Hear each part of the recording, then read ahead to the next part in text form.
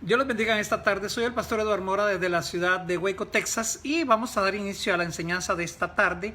Estamos aquí desde la iglesia en el hogar del Centro Cristiano de Avivamiento Peniel, y vamos a estar hablando en esta tarde acerca de la identidad. Me llama mucho la atención este tema de la identidad porque a lo largo de los años me he encontrado y he conocido muchísimos tipos de personas con diversos tipos de identidades. Y muchas veces esa identidad que las personas tienen no es su propia identidad. Así es que es muy importante hablar de la identidad en esta tarde, porque con todo lo que está aconteciendo en el mundo, simplemente tenemos que pensar verdaderamente qué identidad Dios quiere que nosotros tengamos. Y vamos a estar dando una serie de enseñanzas. Espero que me alcance la hora para poder abarcar bastante. Y si no, pues vamos a continuar en el transcurso de la semana hablando de la identidad. Primeramente quiero referirme al libro de Mateo, Evangelio de Mateo, en el capítulo 16, específicamente en el verso 13. Y vamos a caminar por varios lugares de la Biblia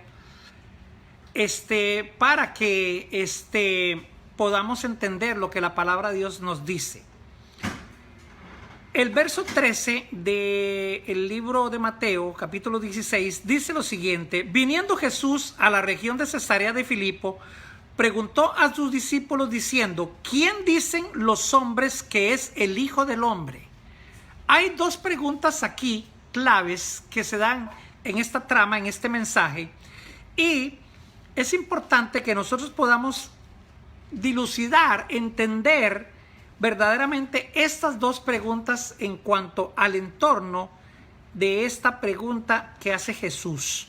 Ahora bien, y dice, ellos dijeron, unos, vamos a parafrasear aquí un poquito, dicen que Juan el Bautista, otros dicen que tú eres Elías y otros Jeremías. O sea, andaba el asunto en una descripción de que él era un profeta. Ahora bien, eso era la pregunta que él había hecho. ¿Quiénes dicen los hombres que soy? Y en base a eso le contestan. Bueno, los hombres creían que era un profeta. Cualquiera de estos tres que mencioné. Ahora, y Jesús les dice, ¿y vosotros quién decís que soy yo? Y aquí es donde esta pregunta me hace mucho que pensar, me da mucho que pensar. Si los discípulos que andaban con el Señor, si los apóstoles que él había escogido para que estuvieran con él, para enseñarlos, para poder adiestrarlos, para enviarlos a predicar, si los discípulos que andaban con él realmente no sabían quién era él,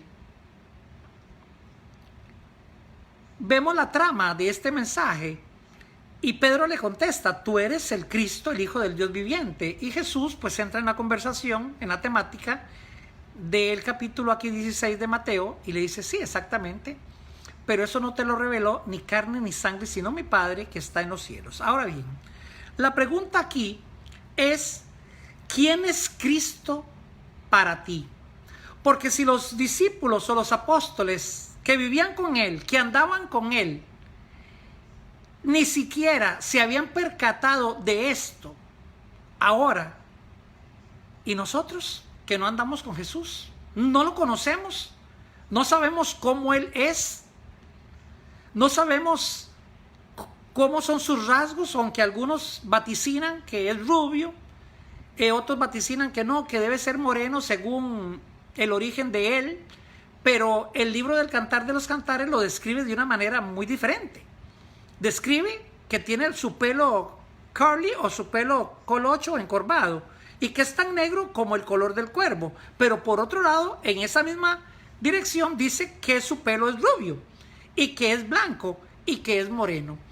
O sea, como que está diciendo que él realmente, su fisonomía, sus rasgos, acaparan en sí toda la humanidad. Ahora bien, ¿quiénes dicen los hombres que es él? Bueno, Unos decían que era un profeta, otros otro profeta, y los apóstoles no supieron decir. Ahora, te voy a hacer otra pregunta. ¿Y quién es usted? ¿Quién eres? Porque posiblemente tu identidad está definida por lo que tú haces. Y quiero hacerte varias preguntas para dejarte pensando. Si yo te digo a ti que tú eres libre, ¿en qué piensas? ¿Qué tipo de libertad es la que nosotros podemos tener como hombres, como algunas féminas, como cristianas? ¿Qué tipo de libertad puede tener una persona? No un libertinaje. ¿A qué libertad Dios nos llamó en Cristo? Porque más adelante vamos a estudiar esto un poquito. Dice que si el Hijo nos libertare, seríamos verdaderamente libres. Entonces, ¿qué define realmente tu identidad? ¿Eres libre realmente? ¿O eres esclavo de una situación, esclavo de un pensamiento? ¿Qué define tu ascendencia? ¿Qué define tu creación? ¿Quién eres? ¿Realmente quién eres? Escucho personas que han vivido con otras personas 15, 20, 30 años y decían, es que no te conozco, no sé quién eres. Realmente ni nosotros mismos en muchas circunstancias de la vida sabemos quiénes somos, ni qué representamos, ni de dónde venimos, ni a dónde vamos, ni por qué estamos. Y ahí es donde empieza el hombre a dilucidar sobre la vida, a filosofar de una forma bastante caótica y simplemente no le encuentra una razón a la vida. Porque si Dios es nuestra razón de vida, ¿en qué lugar está Dios en nuestra vida? Ahora, si tu profesión define tu vida, entonces podría ser que usted simplemente sea un mecánico. Y para definirlo a usted o para buscarlo a usted, lo buscaríamos como el mecánico. Pero si en un barrio hay 5 mecánicos, ¿de a cuál mecánico voy a buscar? Yo prefiero buscar a Elías, o a Juan, o a Jorge, o a Rafael, o a Martín, por su nombre. Pero a nosotros pareciera ser que nos dictan, según nuestra profesión, según nuestro oficio, lo que nosotros somos. Ahora bien, eso es un calificativo de tu ser. Pero ¿qué tal las personas que tienen un nombre y nunca tuvieron una apelación a su nombre y simplemente se les llamó Junior, por ejemplo?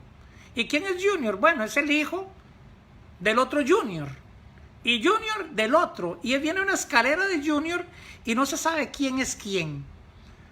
Porque para un hombre lo mejor que había era ponerle igual a su hijo, como lo llamaron a él. Fuese un nombre bonito o fuese un nombre feo. Y eso es muy relativo, la belleza es muy relativa. No dicen que hay novia fea ni bebé feo. Así es que todo es bonito de acuerdo de los ojos de amor con que se mire una persona. Ahora, ¿quién eres? La pregunta es ¿quién eres? Y si preguntamos, ¿quiénes dicen en tu barrio que eres tú? Mejor ni pregunto, porque ni lo conocen quizá. O lo conocen como el que siempre saca la basura y el que nunca saluda, o el que saca una Biblia pero nunca dice buenos días, nunca dice bendiciones, ¿cómo está? Que Dios le bendiga. Es ese tipo de cristiano a la secreta. ¿Será usted uno de esos cristianos a la secreta? ¿Qué define realmente tu identidad? Puede ser que tengas algún seudónimo y entonces en vez de Junior pues te digan el alacrán. Hay gente que le dicen el alacrán, el criminal, Mango. Diferentes tipos de seudónimos, apodos, identidades transferidas que van a caracterizar la vida de alguien. Entonces, antiguamente era muy importante saber el trasfondo y la etimología de los nombres, porque de acuerdo a eso era la circunstancia en que esta persona se iba a desarrollar. Ahora bien, es muy importante poder nosotros entender que hay identidades transferidas. ¿Qué es una identidad transferida? Bueno, hay personas que se desarrollaron en un ambiente donde no pudieron hacer nada nunca y simplemente ven a otra persona y les llama la atención y quieren ser igual, quieren emular, quieren ser como una copia de esta persona, y eso es una identidad transferida. Por eso es que usted ve, por ejemplo, la juventud. Los jóvenes no saben ni cómo se llaman, ni quiénes son, ni dónde viven, ni en qué mundo están. Nada, no saben nada, andan como inertes en la vida, andan como divagando entre una nube y otra nube. Y a donde va uno, ahí siempre tiene que haber uno que caracteriza un poquito más de posición de liderato. Y estos jóvenes que no tienen una mentalidad definida, que tienen una débil mentalidad, que tienen una débil crianza, producto de una mala educación y una mala formación y una crianza de sus padres, entonces estos muchachos se pierden en la identidad de otros y por eso terminan en una cárcel, por eso terminan en las bancarrotas, por eso terminan en depresión y lamentablemente muchas personas terminan en el suicidio. ¿Por qué? Porque nunca se les definió un estándar de carácter. El carácter es algo innato, Dios lo da. El genio se desarrolla y las cosas se aprenden. Ahora bien, pero vuelvo y digo, ¿qué te define? ¿Quién eres? Hay personas que uno pregunta, ¿y ese quién es? Uy, no, ni le hable, ¿no? Esa persona siempre está enojada, siempre está gruñón, siempre está amargado, ni le pregunten, o ese es un aburrido, no lo tome ni en cuenta, es que siempre dice que no, es un negativo. Y pareciera ser que entonces nosotros, de acuerdo a la empatía que podemos desarrollar por alguien, lo acercamos o lo alejamos de nuestra vida. Ahora, cristianamente hablando, ¿qué es lo correcto? ¿Será correcto que yo aleje toda esa gente porque no piensan como yo, porque no actúan como yo, porque no hablan como yo, porque no caminan como yo, porque no cantan como yo, porque no tienen los gustos iguales a los míos? ¿Será que entonces yo tengo que desarrollar empatía o simplemente generalizar toda esa gente y decir, no, esos no son hijos de Dios, pero yo sí, porque yo sí vivo una vida de santidad, yo vivo una vida diferente, una vida más cerca de Dios? O sea, yo me estoy creyendo más que aquel. Entonces, ¿qué define realmente nuestro carácter? Porque si usted dice que usted es mecánico, pues usted es mecánico. Y si yo le quito lo que usted es mecánico, pues usted dice, bueno, yo soy un buen hijo. Y si yo le quito lo de buen hijo, bueno, usted podrá decir, bueno, es que yo soy un buen hermano.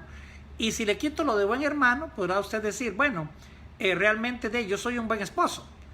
Y si le quitamos lo del esposo, se le van quitando las opciones de lo que usted es y representa. Al final tal vez diga, bueno, yo soy cristiano. Pero entonces, ¿cuál es tu estándar de vida? Porque si pusiste a Cristo tan abajo en la lista de tus prioridades o de lo que tú eres, entonces déjame decirte que estás bastante lejos de Cristo. Entonces, ¿eres libre o eres esclavo? Porque si tú me dices que tú eres libre y que tú amas a Dios sobre todas las cosas, vas a caminar en una funcionabilidad de vida diferente. Te vas a desarrollar según el propósito y la gloria de Dios. Y esto va a difundirse sobre otros, y va a ser diseminado el evangelio sobre otros. ¿Por qué? Porque en vez de que te conozcan por una identidad transferida, o por un seudónimo, o por un nickname, o por algo así, entonces vamos a entender que Dios lo que está haciendo es definiendo tu personalidad. Pero si tú no sabes quién es Jesús, si tú no sabes quién es Dios, si tú no sabes la función del Espíritu Santo en la tierra, muchísimo menos vas a saber quién eres. Porque la gente, yo la veo y me hablan muchísimas personas, miles de personas alrededor del mundo me han hablado y las he entrevistado y las he aconsejado en muchísimos lugares y países o entornos donde Dios me ha permitido llegar. Y dicen, yo no sé quién soy, no sé para dónde voy, es más, no sé ni lo que quiero. Una persona con 50, con 40, con 30 años, con 15 y no sabe lo que quiere, déjeme decirle, nunca ha tenido identidad. Necesita una identidad. La identidad que Dios te provee es de la identidad de su Hijo. Es la identidad de una persona que fue adoptada. Es la identidad de una persona que no merecía nada, pero ahora merece el reino. Y merece la bendición de Dios porque a Dios le plació simplemente bendecirte. Entonces, vamos a comenzar a caminar aquí un poquito más en la palabra del Señor y quiero, por supuesto, tocar y definir lo que es un cristiano. Primeramente, un cristiano tiene que evaluar qué tipo de conducta, qué tipo de comportamiento él está habituado a desarrollar o qué tipo de comportamiento él es el que está transmitiendo. Porque vuelvo y digo, si usted es una persona que tiene muchísimos años en una iglesia, por ejemplo, y cuando me refiero a iglesia me refiero a la estructura metálica de cemento, de madera, de leña, de lo que sea, de cartón, de lata, eso no hace la iglesia. Eso es un templo para adorar, para crecer, para alabar al Señor. Hay diferente función en ese lugar, explícitamente hablando, pero a veces, de acuerdo a nuestra conducta, la gente nos va a seguir o se va a alejar de la iglesia.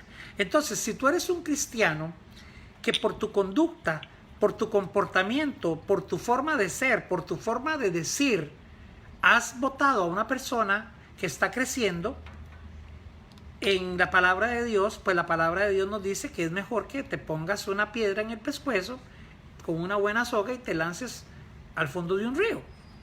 Una piedra de molino, dice la escritura, ¿verdad? Y esas piedras de molino pesaban cualquier cantidad de toneladas.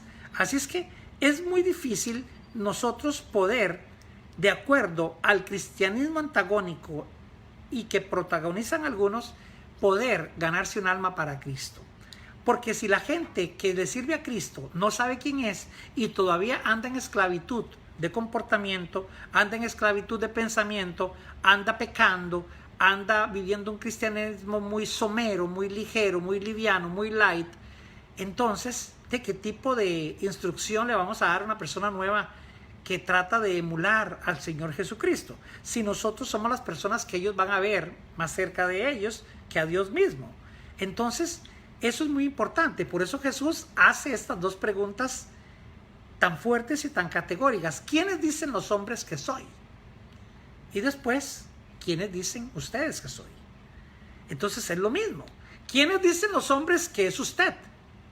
Por otra parte, ¿quiénes dicen los cristianos que son ustedes? Ahora, vuelvo y te pregunto, ¿eres realmente un hijo de Dios?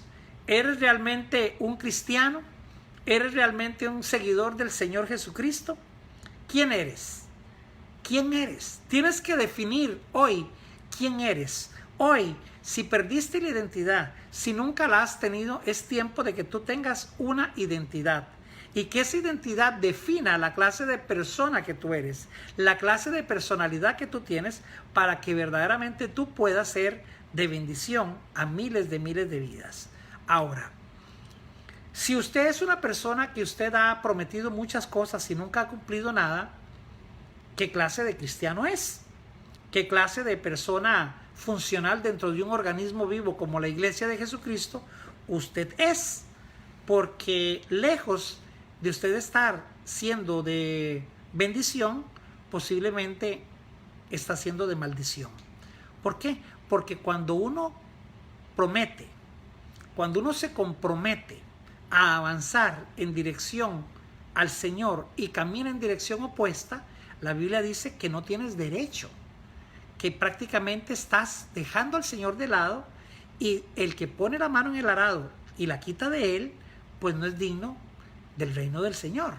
Entonces es muy difícil, y por eso es tan importante este mensaje que yo te quiero llevar en este día, en esta ya casi noche, que tú tengas una identidad definida, que lo que tú representas, que es el cuerpo de Cristo, verdaderamente la gente pueda emularlo, que la gente verdaderamente pueda hacer partícipe a Cristo de su vida, para que nosotros podamos verdaderamente entender lo que Él está haciendo.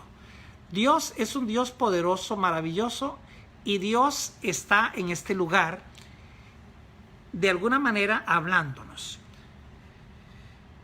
Piense, por ejemplo, en cuántas maneras usted o cuántas veces usted ha mentido. Ha mentido. Por ejemplo, una mentira que aparece que no es mentira. Va a haber un servicio de acción de gracias y como pastor, por ejemplo, te puedo preguntar, ¿vas a venir al servicio? Sí, pastor, claro que sí, cuente conmigo, yo llego. Pero usted me confesó o me habló algo aquí. no aquí, no en su corazón. Resulta ser que viene el servicio y usted no llegó al servicio. ¿Es usted mentiroso? Porque si yo lo veo a usted, yo le voy a preguntar, ¿ve qué pasó? ¿No vino al servicio? No, fíjese que es que tal cosa. Y entonces salen las famosas excusas. Las excusas simplemente son escudos de protección y de defensa que utilizan algunos otros para no verdaderamente sacar a relucir que son irresponsables. Eso es mentir. ¿Será mentira que, por ejemplo, un pastor diga, mire, yo quiero que tantos hermanos se comprometan a orar conmigo en la noche por tantas situaciones y que usted levante la mano y a usted se le olvide orar? Eso se llama mentir. Entonces, qué tremendo cómo somos nosotros, qué montón de cosas tenemos en contra que nos alejan o obviamente no nos acercan al Señor. ¿Cuántas promesas? ¿Cuántos malos comportamientos has tenido? ¿Te has enojado con alguna persona en la iglesia porque te han llamado la atención para ti, para los niños, para los hijos? O como dicen aquí en México, en esta parte americana, pero que está con mucho mexicano viviendo, que te afecte un huerco. Como dicen aquí, los huercos son los hijos, ¿verdad? Los hijos mimados, los hijos que tienen a sus papás como que ellos son los diositos, ¿verdad? Y los padres están endiosados con esos hijos y los hijos hacen de todo y los padres no se dan cuenta muchas veces y sus comportamientos son errados. Entonces, ¿qué tipo de mensaje le estamos dando a otras familias que tal vez quieren venir al evangelio, pero al ver tus hijos con esos comportamientos tan inadecuados, al ver tu comportamiento tan inadecuado, que no es propicio, entonces pues mucha gente no va a poder llegar al evangelio porque nosotros somos piedra de tropiezo para muchas personas? Entonces, vuelvo y digo, ¿somos libres o somos esclavos? Porque estamos siendo hasta aquí esclavos de la mentira. Estamos siendo aquí esclavos del temor. Estamos siendo aquí esclavos de nuestro comportamiento, del pecado, de muchas cosas que la gente hace y que aparentemente no son pecado, pero las está viviendo. Entonces, piense verdaderamente cuántas veces hemos hecho todas esas cosas de una manera deliberada, de una manera que no está correcta. Ahora, la otra pregunta que te quiero hacer en esta noche, ya para nosotros acá, es ¿qué tipo de relación tienes con Cristo?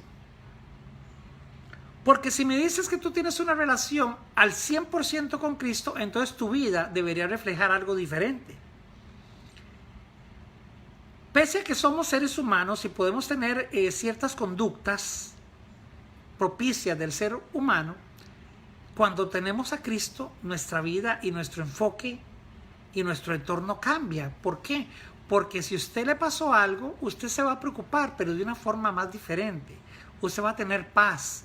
Usted va a tener confianza, usted va a tener un desarrollo de esperanza, usted va perfectamente siempre a alabar y a glorificar a Dios a pesar de ese dolor que usted está pasando. Si alguien le pregunta, usted le puede contar y usted le va a decir, pero yo creo en Dios. Algo Dios va a hacer, algo Dios se va a inventar, por decirlo así, aunque no suena muy bien el término.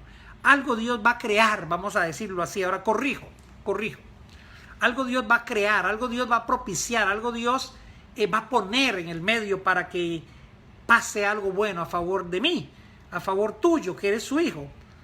Entonces, piense cuántas veces hemos hecho algo de una conducta irracional, cuántas veces nos hemos enojado, cuántas veces hemos botado una ovejita de la iglesia que está nueva y porque estamos defendiendo una causa que no es causa, que es simplemente una mala crianza o una posición de orgullo y altivez y soberbia, entonces sabemos que esa gente se vaya de una iglesia. Ahora, usted podrá decir, bueno, pastor, ¿y usted es un hombre tan perfecto? No, viera que no. Todo lo contrario, soy súper imperfecto. Yo creo que Dios no ha podido haber creado un hombre más imperfecto que yo. Y quebró el molde. Lamentablemente, pues ya no puede haber otros imperfectos como yo. y habiendo sido blasfemo y injuriador de la palabra, fui llamado a misericordia. Esa es la gran diferencia. Y claro que sí fallamos, tomamos nuestros propios hierros, ¿verdad?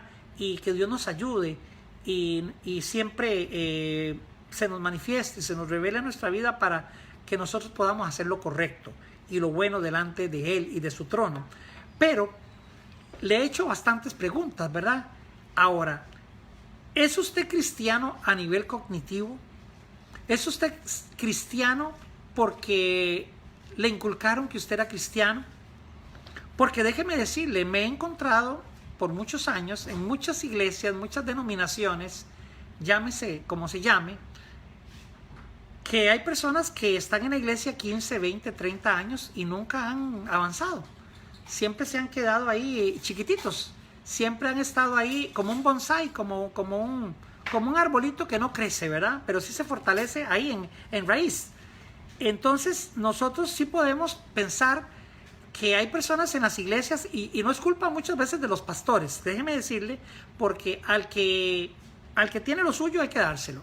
Hay pastores muy correctos, hay pastores que enseñan la palabra de Dios como tienen que ser enseñada, una buena doctrina, una buena base, que le enseñan y que están encima de la gente propiciando que ellos se congreguen, que busquen de Dios, que de repente aprendan, que estudien y muchas cosas, y aún así la gente decide no crecer.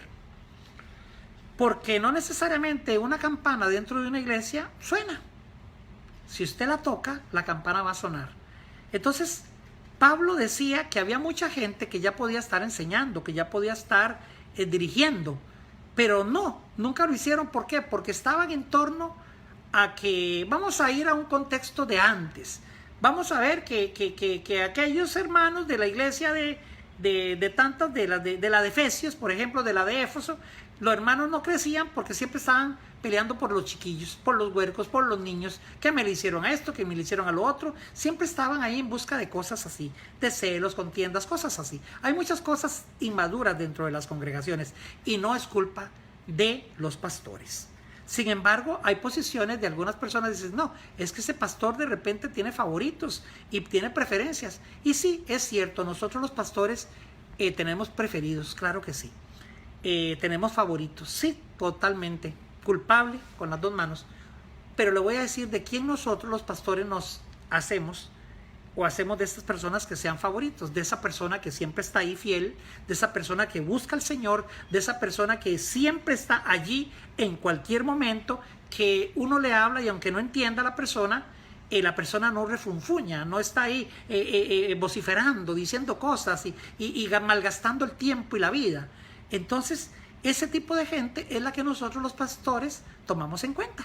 Por eso sí, soy culpable de favoritismo, soy culpable de ese tipo de segregación en la iglesia, porque yo quiero lo mejor para mí, yo quiero desarrollar la gente y Dios nos da una capacidad a los pastores para desarrollar a cuánta gente, pero cuánta gente tiene 20 años y sigue actuando igual. Y el pastor no le puede llamar la atención, no le puede decir nada porque ya se va de la iglesia, porque ya ahí no lo quieren, porque el Espíritu Santo no está ahí. Y entonces hay muchas cosas que nosotros tenemos que madurar. Este es el tiempo del llamado de atención a la iglesia de Jesucristo. Usted tiene verdaderamente que convertirse al cristianismo, ser un cristiano no solo de profesión, sino de actuación, de vida. Usted tiene que verdaderamente sacar el conocimiento, la parte cognitiva de Dios y traerla por el Espíritu Santo a su espíritu que mora ya en usted, porque usted ahora se ha convertido en templo del Espíritu Santo. Así es que piense en todas esas cositas que yo le estoy diciendo y después se lo dejo de tarea. Ahora bien, si a usted le quitan todo, ¿en qué se convierte? Ya le quité que usted es esposo, que usted es mecánico, que usted es médico, que usted es terapeuta, que usted es consejero, que usted todo. Ya le quité todo. Que usted es buen hijo, que usted es buen primo, que usted es buen familiar, que usted es buen vecino. Ya le quité todo. Ahora, ¿qué te queda? Y usted dice, bueno, me queda Cristo, pero ¿en qué lugar está Cristo en tu vida? Ese es el punto. A ese punto quiero llegar. Cuando Jesús dijo, ¿quiénes dicen los hombres que soy? Él quizá esperaba que dijeran, este es el Mesías que Dios envió. Este es el Hijo de Dios. Este hombre descendió a la tierra, siendo el Verbo, se hizo carne y habitó entre nosotros y está con nosotros y nosotros lo reconocemos. Pero no, el pueblo de Israel no lo reconoció. Lo más triste fue que su pueblo, sus amigos que llamó después, sus discípulos y sus apóstoles tampoco supieron decir quién era. Y si no supieron estos que andaban con Jesús, imagínese usted. Aunque usted me diga que tiene 20 años o 30 años de estar en la iglesia, si usted no tiene frutos de arrepentimiento, yo no podría decir que usted es cristiano, al igual que yo.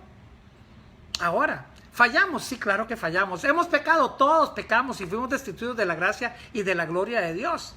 Pero por la sangre de Jesucristo hemos sido redimidos, justificados. Él compró en la cruz del Calvario tu vida y mi vida. Y lo vamos a ir ahora viendo un poquito más en esta enseñanza. Pero yo quiero que usted piense cómo están sus prioridades, cuáles son sus prioridades. Si realmente Cristo es el primer lugar de su vida. Si realmente usted quiere que las iglesias se abran para usted venir y coger campo en la primera fila y levantar sus manos y adorar al Señor y agradecer porque de una u otra manera Dios te tiene con vida.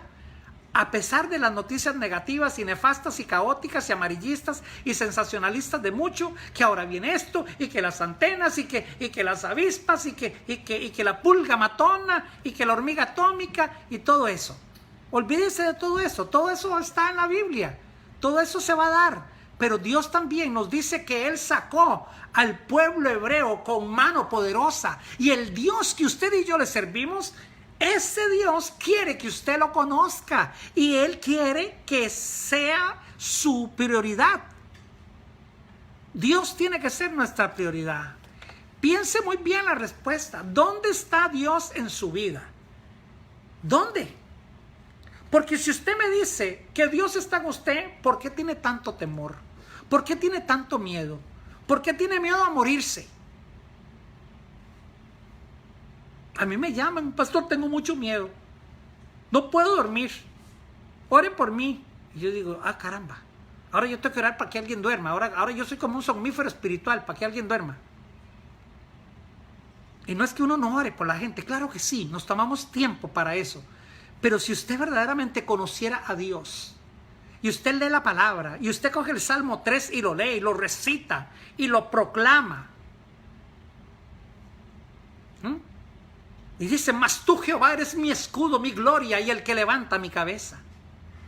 En paz me acostaré y asimismo dormiré, porque solo tú, Jehová, me haces vivir confiado. Entonces, ¿dónde está la confianza de la gente? ¿Qué Cristo se ha aprendido? ¿Qué Cristo hemos enseñado? Ahora vengo sobre la parte pastoral, porque también como pastores cometemos y hablamos de muchas cosas, pero no hablamos de lo esencial. Por años, muchas personas, muchas iglesias, muchas denominaciones han dejado de hablar lo que hay que hablar. Hay que hablar del arrepentimiento.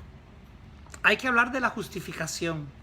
Hay que hablar y decir que la Biblia es inerrante, que es la palabra infalible de Dios, que no hay otro camino que no sea Jesucristo.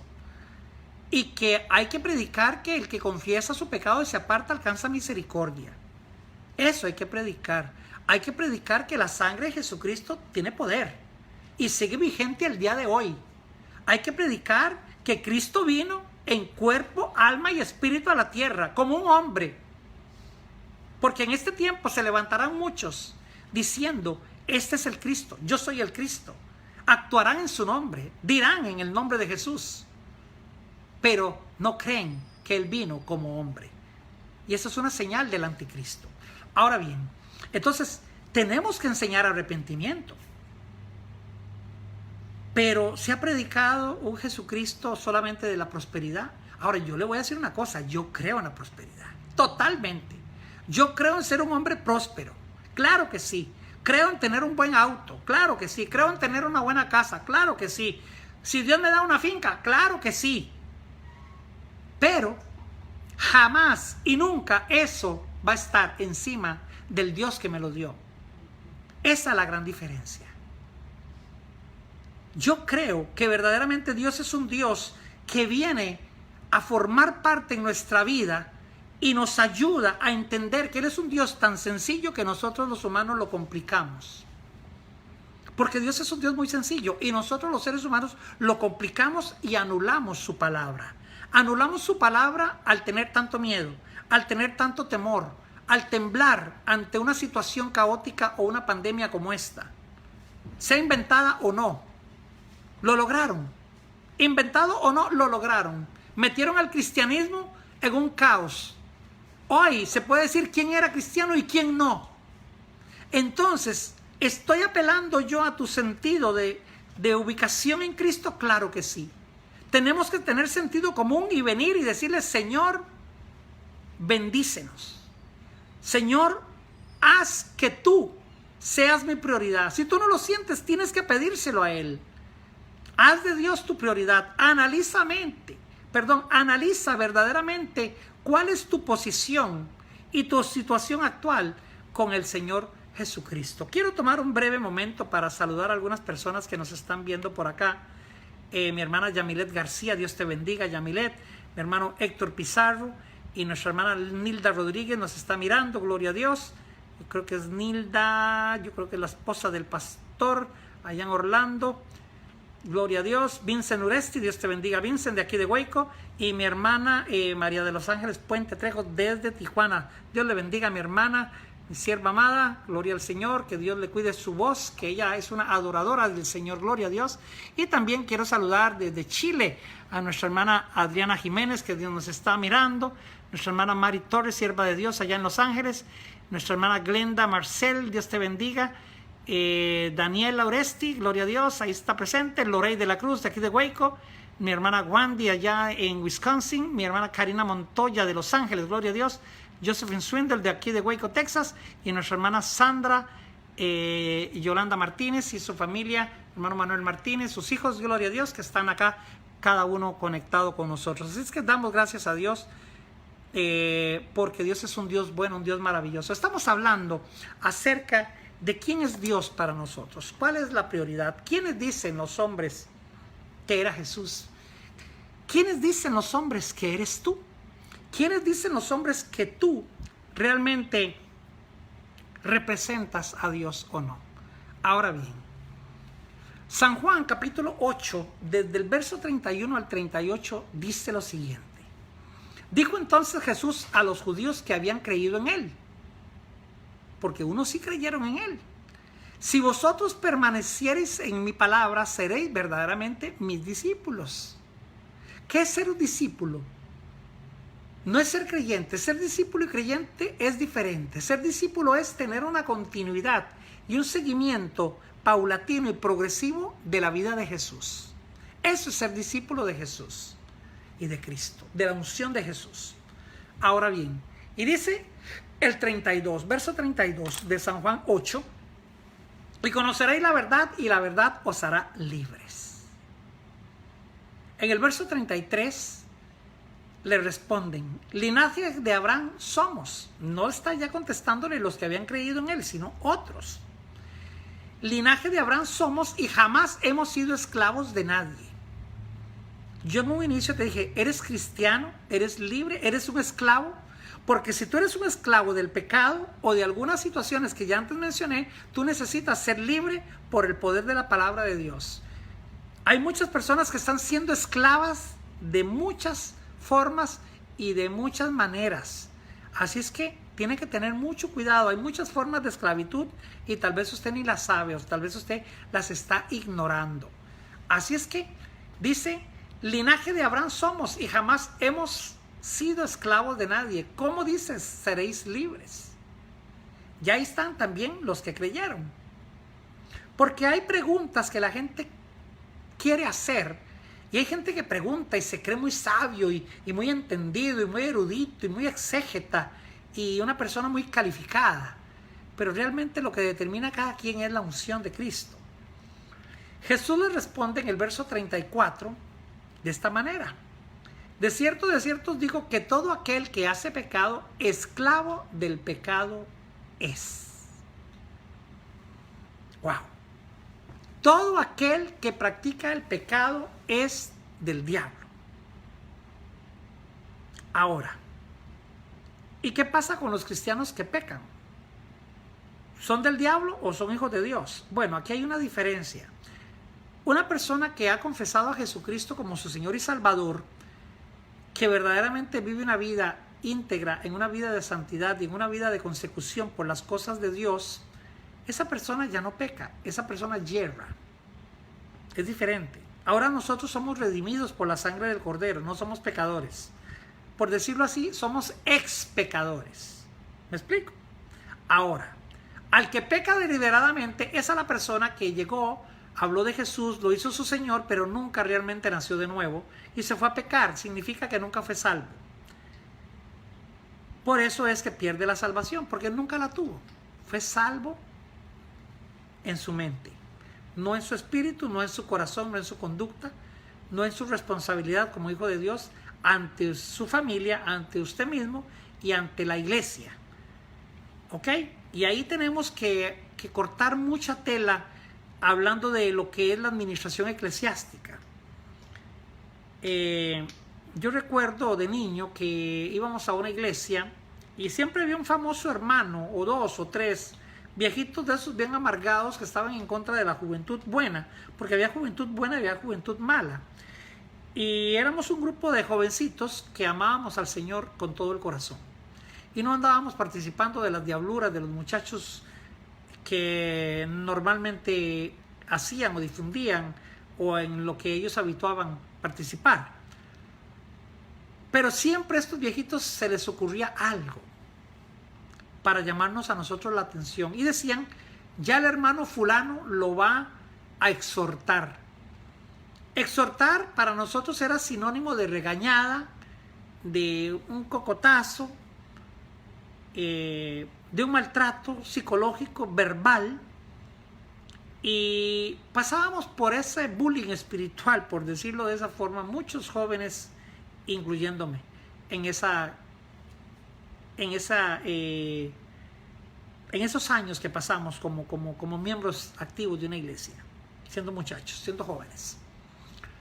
Y ya lo exhortaban a uno. Hoy me doy cuenta que la exhortación no tiene nada que ver con aquel regaño. Y una vez, a mí me gustaba mucho siempre aprender y saber, y comencé a estudiar desde pequeño las Sagradas Escrituras. Y hoy no lo sé todo, pero he aprendido un poquito. Y yo recuerdo que yo le dije a uno de estos señores, cuando me llama a exhortarme, por nada,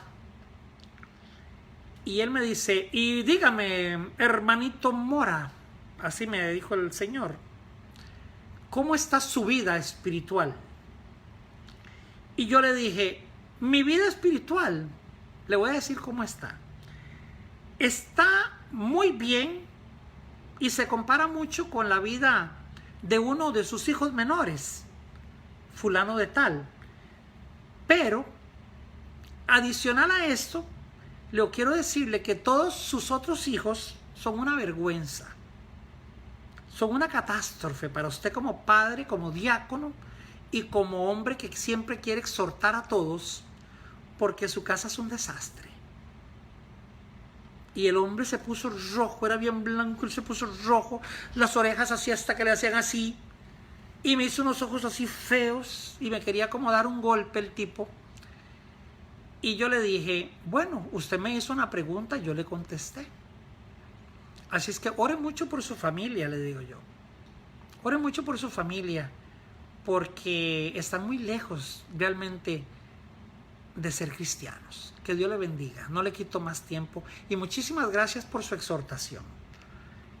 Algunos en aquel momento me dijeron que era un tanto sarcástico yo, y pues seguramente así nací, porque al día de hoy todavía lo sigo siendo un poquito, pero bueno, que Dios me encuentre y me perdone, ¿verdad? Sigo acá. Y dice, y el esclavo no queda en la casa para siempre, el hijo sí queda para siempre. Así que si el hijo os libertare, seréis verdaderamente libres. Qué importante esto que Dios nos está diciendo acá. Queremos saludar a nuestra hermana Samaria Zapata, a nuestra hermana Zulma aquí desde Hueco también, que se conectó por ahí. Que Dios te bendiga, Zulma, a tu familia, a tus niñas preciosas. Que Dios las llene y las guarde. las cubra siempre con su sangre. Y bueno, aquí seguimos en esta enseñanza poderosa que Dios nos está dando para que cada uno de ustedes pueda verdaderamente ver la dimensión de esto que estamos haciendo. Dios nos llama a algo grande, a algo poderoso, a algo maravilloso. Sin embargo, ¿qué nosotros somos? ¿Qué hemos hecho con nuestra vida? ¿Qué hemos hecho con el estándar de vida que nosotros tenemos? Ahora bien, quiero que usted, por ejemplo, analice lo siguiente. Y quiero leerle algo que encuentro en la primera carta a la iglesia de los Efesios, a los Éfesos, el pueblo de Éfeso. Pablo saluda, ¿verdad? Es una salutación normal de todo cristiano porque es educación. Y dicho sea de paso, hay muchos cristianos que no tienen educación, no saludan, no dicen buenos días, no dicen nada, buenas noches, nada, no dicen nada. Pero eso es parte de la idiosincrasia, pero son hábitos que uno tiene que cambiar y mejorar. Hay que dejar el hábito de tener malos hábitos y tener buenos hábitos. Ahora, Efesios 1 dice lo siguiente: Pablo, apóstol de Jesucristo por la voluntad de Dios, a los santos y fieles en Cristo Jesús que están en Éfeso, gracia y paz a vosotros de nuestro Padre y del Señor Jesucristo, ¿verdad? Bendiciones espirituales en Cristo. Bendito sea el Dios y Padre de nuestro Señor Jesucristo, dice, que nos bendijo con toda bendición espiritual en lugares celestiales en Cristo, según nos escogió en Él antes de la fundación del mundo para que fuésemos santos y sin mancha delante de Él. Aquí estamos hablando, y Pablo está hablando de un propósito totalmente definido. Ahora bien, ¿cómo Dios nos ve a nosotros? Como hijos. ¿Cómo Dios nos ve a nosotros? Limpios. ¿Cómo Dios nos ve a nosotros? Justificados. Nos ve lavados por la sangre poderosa de su Hijo amado, que en propiciación Él la presenta por cada uno de nosotros. Porque Él abogó por nosotros como abogado y nos hizo libres. Hoy en día muchas personas dicen, bueno, es que cuando usted peca tiene abogado. Pero ¿estamos hablando para el pueblo cristiano o estamos hablando para el pueblo que no conozca? Porque ya usted pecó y en el juicio a usted lo hicieron libre. ¿Me explico? O sea, hay dos temas que hay que separar totalmente. Y por eso es que es importante que las personas estudien para que entiendan a qué público se le está predicando. Si al cristiano o al no cristiano, al creyente o al no convertido o al no creyente. Ahora, bendito sea el Dios y Padre de nuestro Señor Jesucristo. Siempre tenemos que tener en cuenta que Él, Jesucristo, nos hizo aceptos. Fuimos aceptos en Él. Dios, perdón, nos hizo aceptos en Jesucristo, nos injertó en el árbol de la vida y nos hizo aceptos en el amado. Nos amó a nosotros primeramente desde antes de la fundación del mundo. ¿Ok? Entonces, si usted tiene espacio en su agenda personal y usted comienza a leer las cartas que Pablo escribió a las diferentes iglesias, usted se va a dar cuenta verdaderamente de cuál es el propósito de Dios para su vida. ¿Cuántas personas, vuelvo y digo, tienen 15, 20, 30 años de estar en la iglesia y llaman, pastor, dígame, si Dios a usted no le ha revelado cuál es el propósito de Él para mi vida?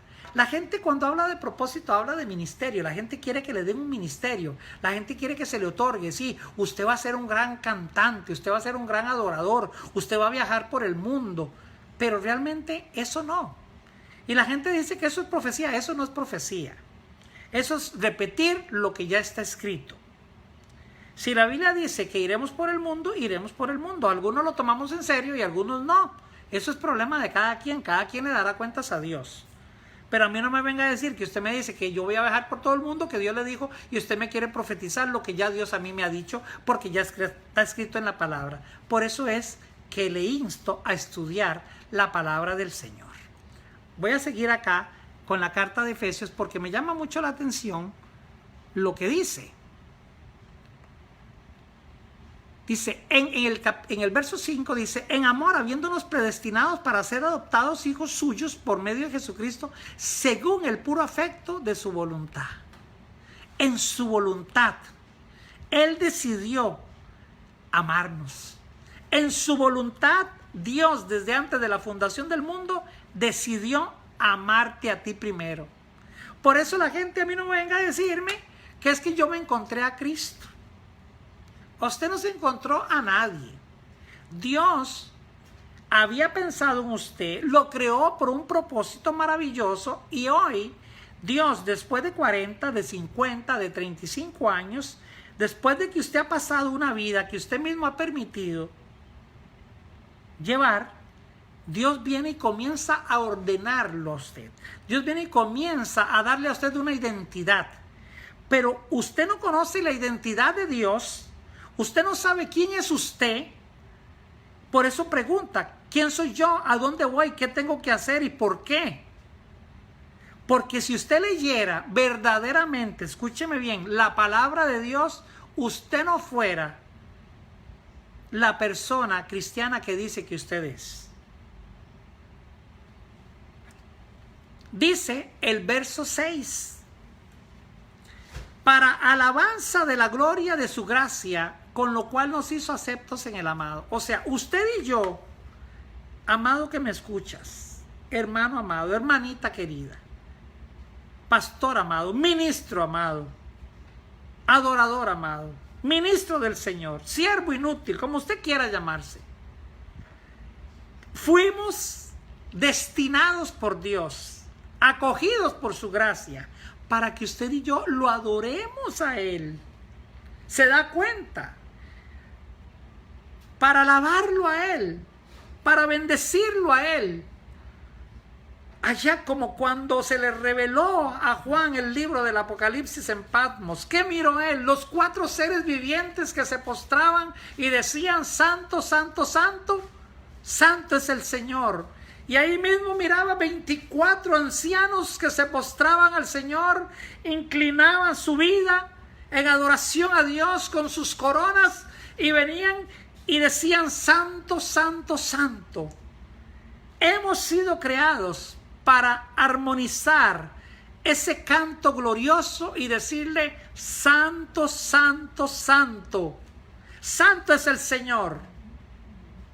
Pero usted ha vivido una vida mediocre, sin identidad, sin saber qué clase de hombre o mujer es, aunque vaya a la iglesia, aunque cumpla con sus cosas en la iglesia. Usted necesita tener la identidad de Dios. Usted ya necesita dejar esa forma de ser. Necesita dejar esa apatía. Necesita dejar esa irresponsabilidad. Usted no hay que decirle: haga tal cosa. Usted hágala. Usted sea parte de la gloria del Señor. Usted difunda el mensaje del Señor. Usted sea parte de la extensión del reino de los cielos aquí en la tierra, para que Dios pueda hacer maravillas poderosas y lo pueda verdaderamente bendecir a usted en todo. Y gloria a Dios, porque Dios es un Dios maravilloso y Él es poderoso. Así es que, para retomar el enfoque que veníamos hablando de un principio, ¿qué define tu vida? ¿Quién eres? ¿Quién eres? Hay un título aquí en los Estados Unidos que se llama ¿Quién es quién? Ese título es un título empresarial que le dan a muchas personas que se dedican a ser líderes empresariales, a personas que se han distinguido en una comunidad, y le llaman ¿quién es quién? ¿Quién es quién? Hoy yo te pregunto, ¿quién eres? ¿Quiénes somos? ¿Cuál es el propósito real del por qué tú y yo estamos aquí en la tierra? ¿Cuál es el propósito por el cual tú y yo, Dios nos amó a nosotros primero? ¿Cuál es el propósito por el cual nosotros estamos aquí reuniéndonos en el hogar para difundir la palabra? ¿Será que Dios no quiere que las iglesias se abran? Tal vez no. Yo puedo decirte que Dios desvió la atención y la vista de cada uno de nosotros hacia Él en este medio pandémico que estamos viviendo hoy. A Dios no le interesan las construcciones. A Dios no le interesan los miles de dólares echados por la borda cuando hay hambre en el mundo. El tipo de excelencia que muchos le quieren dar a Dios, ese no es el tipo de excelencia que Dios tiene. La gente habla de la excelencia de Dios y dicen cosas fuera de contexto. Para mí me es visible cuando la gente dice, yo voy a andar en las calles de oro. ¿Cuáles calles de oro? ¿Cuáles? Cuando la Biblia habla de calles de oro, en un contexto real, lo que él está significando es, aunque tú puedas caminar sobre lo máximo, aún así eso no es nada. O sea, si para Dios el oro representa que tú lo majes con tus zapatos, ¿qué es eso? Sin embargo, para nosotros el oro no, porque hay que ponernos en el cuello, en lo que sea. ¿Ya? Pastor, ¿usted está en contra de usar oro? No, no, jamás. Y si quiere una pulserita bien bonita y le sobra, me la manda. Yo se la recibo y me la pongo, claro que sí. La limpio, eso sí. La pulo. Un anillito de brillantes, claro que sí, yo me lo pongo también. No hay ningún problema en eso.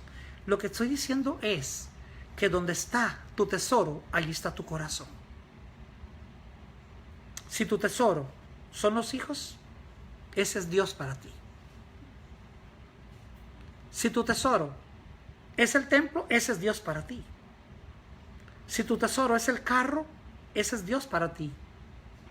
Donde está tu corazón, ahí estará tu tesoro. Si tú me dices, Dios es mi tesoro, demuéstralo.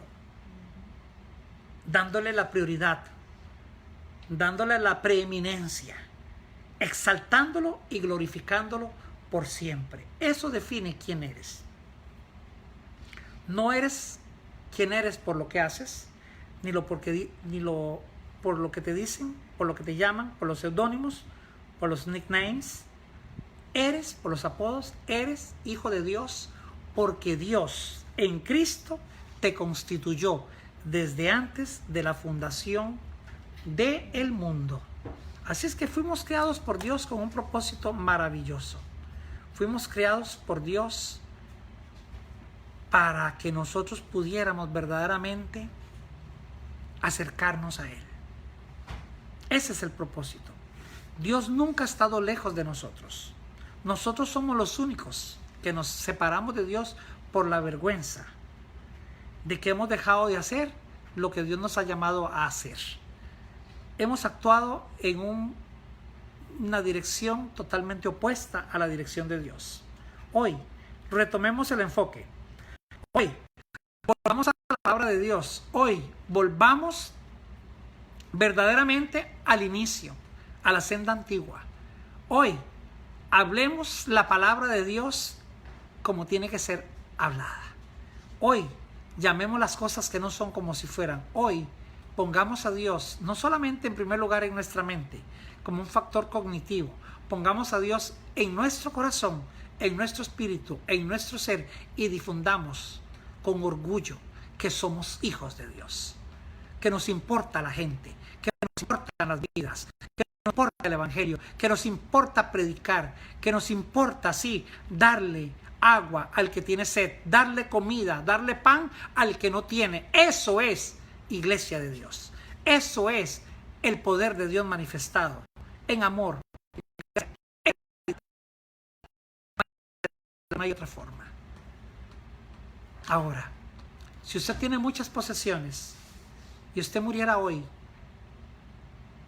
te las echamos ahí al otro lado o las gastamos aquí porque usted ya no sabe ni lo que tiene. Dios nos ha bendecido tanto que no sabemos la clase de bendición que tenemos. Examínese. Examínese. Hijo de Dios, no lo juzgo, no sé quién, pero antes de predicar la palabra, llevo años de Dios y las enseñanzas de Dios que no han sido fáciles, ni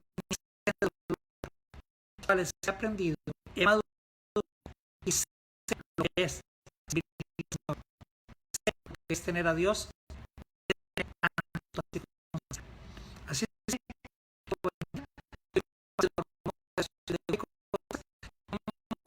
el mensaje de Iglesia Centro de Cristiano Peniel en Texas. Que Dios lo bendiga y lo guarde y lo proteja siempre.